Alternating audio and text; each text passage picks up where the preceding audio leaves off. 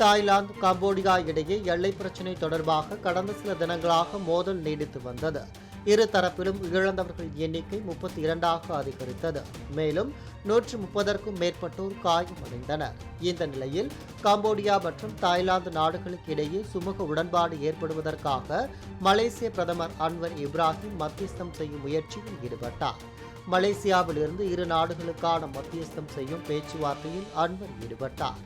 அப்போது கம்போடியா பிரதமர் ஹன் மானிக் மற்றும் தாய்லாந்து நாட்டின் பிரதமர் பொறுப்பு வகிக்கும் பும்தம் வெசாசாய் ஆகியோர் உடனிருந்தனர்.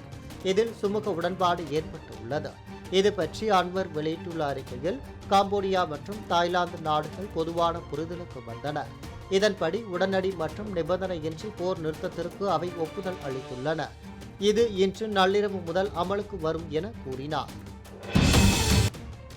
2025ஆம் ஆண்டின் ஆசிய கோப்பை கிரிக்கெட் தொடருக்கான அட்டவணை வெளியிடப்பட்டுள்ளது.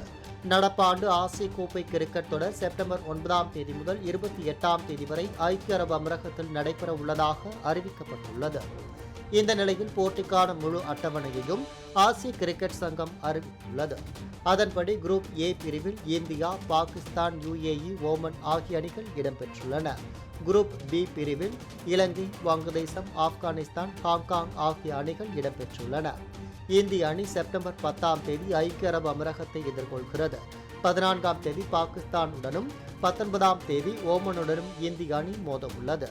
சூப்பர் 4 சுற்று செப்டம்பர் 20ஆம் தேதி முதல் தொடங்க உள்ளது.